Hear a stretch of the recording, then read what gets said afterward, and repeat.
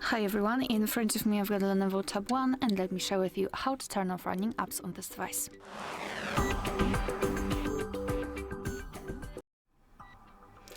So we have to start with opening the recents. If you've got the 3 buttons navigation, simply tap on the button with a 3 bars icon. And if you've got the gestures, simply swipe your finger from the bottom to the center of your device and hold your finger somewhere here, so something like that. And here we've got the resets. If you wish to close them one by one manually, you can do it just by swiping them up. However, if you've got a lot of apps opened, I simply highly recommend to tap on clear all, which is in the right upper corner.